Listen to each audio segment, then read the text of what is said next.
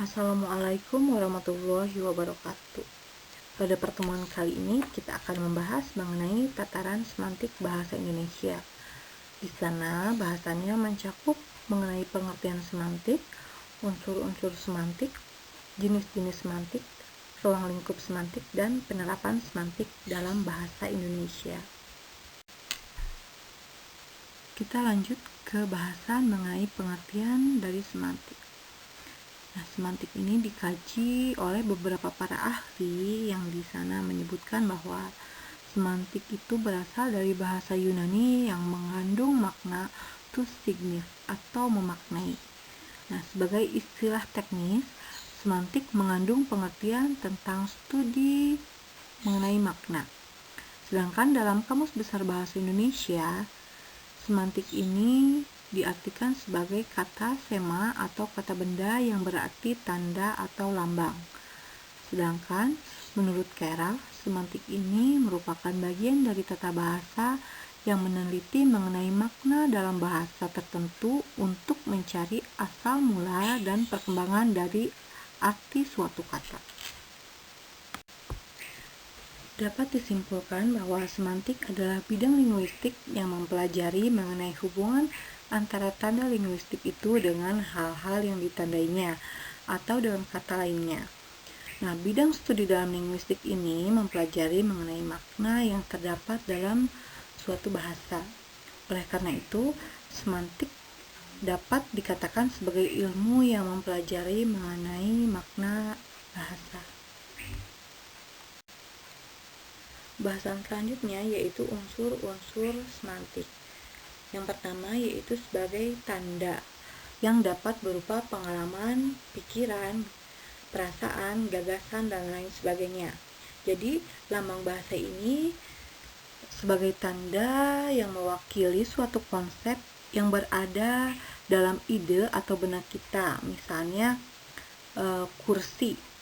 Di sini mewakili suatu konsep dalam bentuk benak kita berupa benda yang bisa digunakan sebagai tempat duduk dengan wujud yang sedemikian rupa. Lalu unsur semantik yang kedua yaitu sebagai lambang yang dikembangkan menjadi sebuah teori yang dinamakan semiotik. Nah, dalam lambang ini berpadanan dengan kata lambang. Jadi kedua kata tersebut mewakili konsep yang sama meskipun distribusi penggunaannya berbeda.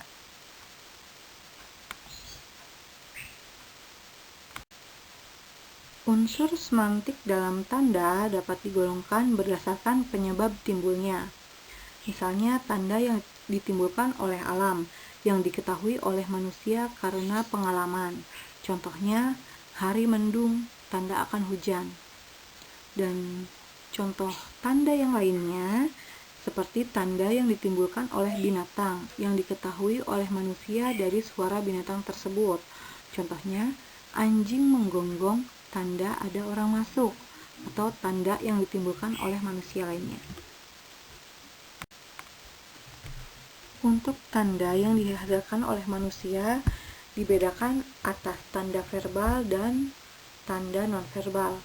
Untuk tanda yang bersifat verbal, yaitu tanda yang dihasilkan melalui alat-alat bicara, contohnya seperti berdemam, batuk, dan lain sebagainya. Sedangkan untuk tanda yang bersifat nonverbal, digunakan manusia untuk berkomunikasi, sama halnya dengan tanda verbal. Sedangkan untuk tanda nonverbal ini dapat dibedakan menjadi tanda yang dihasilkan oleh anggota badan atau dikenal juga dengan bahasa isyarat. Contohnya ketika manusia itu mengancurkan jempol berarti bermakna bagus atau hebat. Sedangkan tanda yang dihasilkan melalui bunyi suara contohnya seperti menjerit bermakna sakit atau menjerit itu ketika meminta tolong dan menjerit ketika ada bahaya. Unsur semantik selanjutnya seperti tadi yang sudah dijelaskan yaitu ada lambang atau simbol. Jadi simbol ini merupakan unsur linguistik berupa kata atau kalimat. Nah, referen adalah objek atau hal yang ditunjuk seperti peristiwa, fakta di dalam pengalaman manusia. Sedangkan untuk konsep atau reference adalah apa yang dipikirkan kita tentang objek yang diwujudkan melalui lambang atau simbol. Nah, hubungan simbol reference melalui konsep yang bersemayam di dalam objek. Hubungan tersebut adalah hubungan yang tidak langsung. Hubungan antara tanda atau lambang dengan konsep yang ada di benak masyarakat dengan referen atau sesuatu yang ditunjuk nampak pada segitiga semantik berikut ini yang dipaparkan oleh Ogen dan Richard. Jadi di sana itu ada konsep dan makna yang berhubungan langsung dengan tanda atau lambang atau simbol atau kata atau laksen. Jadi konsep dengan tanda ini berhubungan secara langsung, sedangkan konsep atau makna dengan sesuatu yang ditujuk atau referen itu juga sama, jadi memiliki sifat yang berhubungan langsung. Nah, namun dalam hubungan antara tanda atau lambang dengan sesuatu yang ditunjukkan atau referen itu tidak bersifat langsung. Contohnya seperti ketika kita memikirkan mengenai konsep atau makna pada kata kursi. Kita mengetahui kata kursi itu berhubungan secara langsung dengan wujud atau simbol dari kursinya tersebut. Sedangkan kita mengetahui makna dari kursi dan kita melihat gambar kursinya itu seperti apa ya. Misalnya kursi itu memiliki kaki untuk menopang dan memiliki tempat yang datar untuk duduk. Jadi kursi itu bentuknya seperti ini. Sedangkan untuk hubungan simbol antara simbol dengan referen itu tidak memiliki hubungan langsung karena kita memikirkan kata kursinya itu dan bentuknya gitu. Jadi hanya lewat melalui pemikiran manusia. Jadi kita mengetahui makna dari kata kursi dan bentuk kursinya itu seperti apa. Selanjutnya ada jenis semantik. Semantik bahasa itu dibagi menjadi 4, yaitu ada gramatikal, fonologi, leksikon, dan wacana. Untuk gramatikal membahas mengenai sintaksis dan morfologi dalam semantiknya, sedangkan dalam fonologi itu tidak ada semantiknya karena dalam fonologi hanya membahas mengenai bunyi dari suatu bahasa untuk membedakan makna. Sedangkan untuk jenis semantik leksikon itu ada semantik leksikal dan dalam wacana itu ada semantik wacana. Ruang lingkup dalam semantik ini mencakup mengenai bidang yang lebih luas, baik dari segi struktur dan fungsi bahasa maupun segi interdisiplin dalam bidang kajian ilmunya. Akan tetapi, ruang lingkup semantik ini berkisar pada hubungan ilmu makna itu sendiri pada linguistik, walaupun faktor non-linguistiknya ini mempengaruhi dalam berbagai fungsi bahasanya. Nah, makna ini dapat diteliti melalui fungsi dalam pemahaman fungsi hubungan antara unsur-unsurnya. Jenis-jenis makna. Yang pertama berdasarkan jenis semantiknya, yaitu ada makna leksikal dan makna gramatikal. Jenis makna yang kedua berdasarkan ada tidaknya referen, yaitu makna referensial dan makna non-referensial. Jenis makna yang ketiga berdasarkan pada ada tidaknya nilai rasa, yaitu makna denotatif dan makna konotatif. Jenis makna yang keempat yaitu berdasarkan tempat makna atau makna kata dan makna istilah, dan atau makna umum dan makna khusus. Sedangkan jenis makna berdasarkan ada tidaknya hubungan makna, yaitu ada makna konseptual dan makna asosiatif. Dan untuk jenis makna berdasarkan kriteria lain, yaitu makna idiomatik dan makna peribahasa, dan makna kolokatif, makna reflektif, dan makna kias. Makna leksikal dan gramatikal. Leksikal jenis katanya adjektif, nominanya leksikon atau vokabuler, kosakata, perbendaharaan kata. Jadi satuan dari leksikonnya adalah leksem atau satuan bentuk bahasa yang terkecil yang bermakna. Dalam makna leksikal, makna yang bersifat leksikon berarti bersifat leksem atau bersifat kata yang sesuai dengan referennya. Jadi makna itu sesuai dengan hasil observasi alat indera. Jadi makna yang sungguh-sungguh sebenarnya nyata dalam kehidupan kita.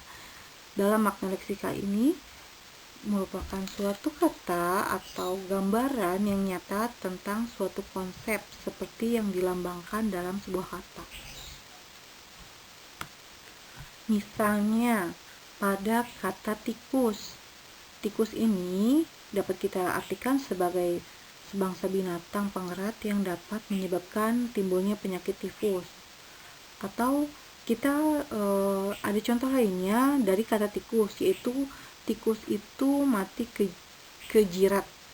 Tetapi dalam sebuah kalimat, kata tikus ini seperti sing dadi tikus ing kantorku wong jero. Berarti tikus ini tidak bermakna leksikal, tetapi tikus di sini bermakna gramatikal. Makna referensial dan non-referensial. Pembedaan makna tersebut berdasarkan ada tidaknya referen dari kata-kata itu. Bila kata-kata itu mempunyai referen atau sesuatu di luar bahasa yang diacu atau ditunjuk, maka kata-kata tersebut termasuk kata yang bermakna referensial. Namun, apabila kata itu tidak memiliki referen, maka kata tersebut termasuk kata yang bermakna non-referensial.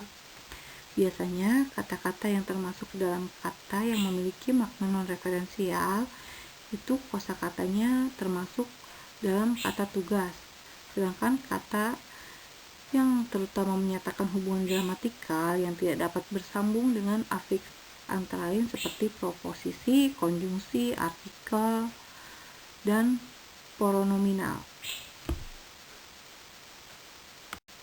Selanjutnya ada makna denotatif dan makna konotatif. Pembedaan antara makna denotatif dan makna konotatif ini didasarkan pada ada tidaknya nilai rasa pada sebuah kata. Untuk makna denotatif atau makna sebenarnya, yaitu makna yang sesuai dengan hasil observasi menurut penglihatan, penciuman, pendengaran, perasaan, atau pengalaman lainnya. Nah, makna yang mempunyai nilai rasa netral atau berkonotasi netral berarti menyangkut pada informasi faktual dalam suatu objek. Sedangkan untuk sebuah kata yang mempunyai makna konotatif, apabila kata itu mempunyai nilai rasa. Nilai rasa tersebut dapat berupa nilai rasa rendah atau buruk, dapat pula juga nilai rasa tinggi atau baik. Nah, seperti contoh pada kata perempuan dan wanita. Ini merupakan kata yang mempunyai makna denotatif yang sama. Namun nilai rasa dalam kata tersebut berbeda.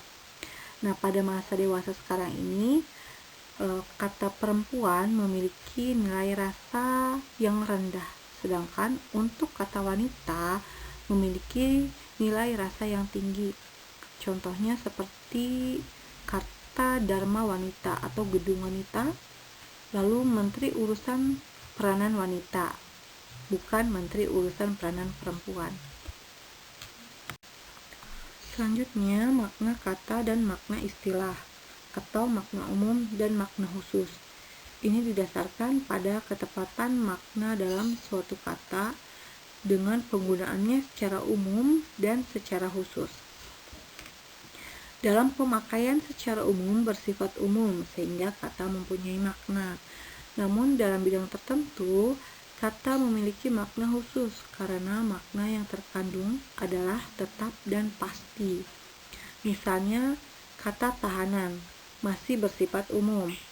Namun, dalam bidang hukum, istilah tahanan ini mempunyai makna orang yang ditahan sehubungan dengan kasus atau perkara. Sedangkan, kata tahanan dalam bidang kelistrikan ini secara khususnya diistilahkan sebagai makna daya yang menahan arus listrik. Nah, namun ada unsur-unsur bahasa yang menjadi unsur bahasa umum karena frekuensi pemakaiannya tinggi dan disebut istilah umum mempunyai makna luas. Dan ada istilah yang mempunyai makna khusus atau pengertian sempit. Misalnya kata melihat mempunyai makna umum, sedangkan kata mengintip, mengawasi, meninjau, melirik itu mengandung makna melihat dengan kondisi tertentu, jadi lebih spesifik. Selanjutnya ada makna konseptual dan makna asosiatif. Pembedaan antara makna konseptual dan makna asosiatif ini didasarkan pada ada tidaknya hubungan makna dari sebuah kata dengan kata yang lainnya. Yang termasuk ke dalam makna asosiatif itu adalah makna konotatif, makna stilistik, makna afektif, makna reflektif, dan makna kolokatif.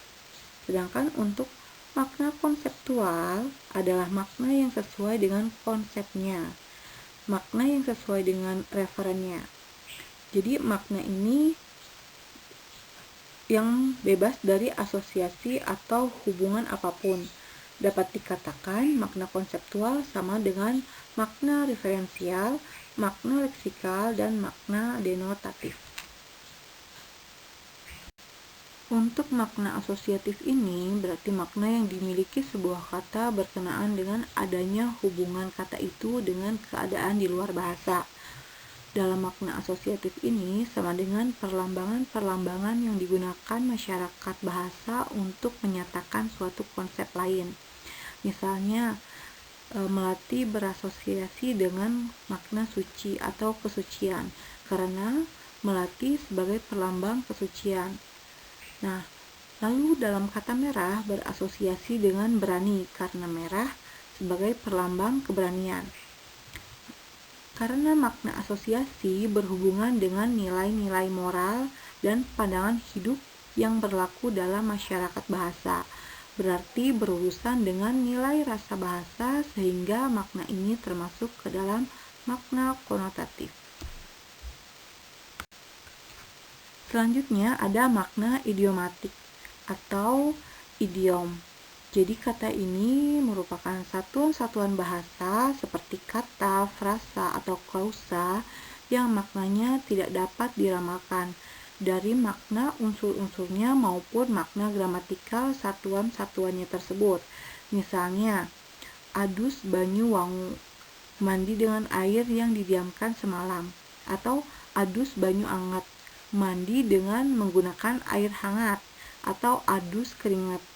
Berarti makna satuan lingual ini tidak berkaitan dengan makna leksikal maupun makna gramatikal dan unsur-unsurnya. Lalu ada makna peribahasa yang unsur-unsurnya dapat diramalkan karena adanya asosiasi atau tautan antara makna leksikal dan makna gramatikal. Misalnya, dua orang yang tidak pernah akur atau damai diungkapkan dalam bentuk peribahasa. Dan kaya banyu karo lenga, dalam kenyataan air dan minyak tidak bisa menyatu, dan peribahasa bersifat memperbandingkan sehingga sering disebut perumpamaan. Makna kolokatif adalah makna yang berkenaan dengan ciri-ciri makna tertentu yang dimiliki sebuah kata dari sejumlah kata-kata yang bersinonim, sehingga kata tersebut hanya cocok untuk digunakan berpasangan dengan kata tertentu. Misalnya garam, gula, yang berkolokasi dengan bumbu masak.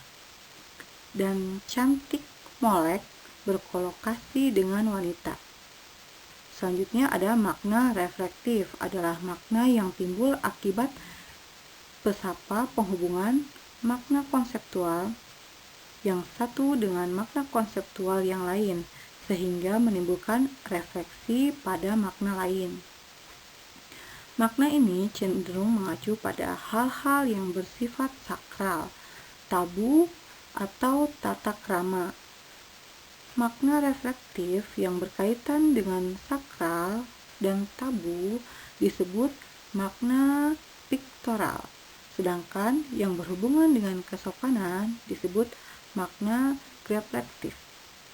Selanjutnya ada makna kias. Makna kias ini merupakan makna kata atau leksem yang tidak memiliki arti sebenarnya, yaitu posisi dari makna sebenarnya. Oleh karena itu, semua bentuk bahasa yang tidak merujuk pada arti sebenarnya disebut arti kiasan. Contohnya putri malam, artinya bulan, atau raja siang, artinya matahari. Lalu ada kata daki dunia dalam arti harta atau uang. Lalu ada kata membanting tulang yang artinya bekerja keras, dan masih banyak kata-kata yang lainnya. Penerapan semantik dalam bahasa Indonesia yang dijelaskan oleh Andreas Johnson dalam jaring semantiknya. Misalnya dalam kata Jakarta. Ketika kita mengungkapkan kata Jakarta, yang terfikirkan oleh kita adalah ibu kota, mall, destinasi wisata. Seperti di Jakarta itu ada Ancol, Ragunan, dan lain sebagainya. Lalu Jakarta itu terkenal dengan macetnya. Dan ketika kita memikirkan Jakarta, oh iya, kota banjir. Dan banyak kendaraan di sana seperti metro mini, angkot, dan lain sebagainya. Jadi ketika kita memikirkan Jakarta, itu langsung muncul sebuah kata yang berhubungan dengan kata Jakartanya tersebut, karena kita melihat dari berita atau dari cerita orang lain, jadi pengalaman secara langsung dan dilihat oleh indera.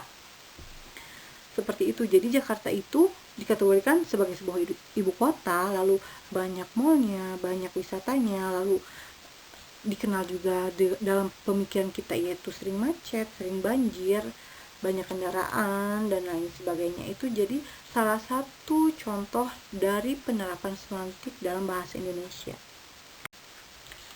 Sekian pemaparan mengenai tataran semantik pada pertemuan kali ini.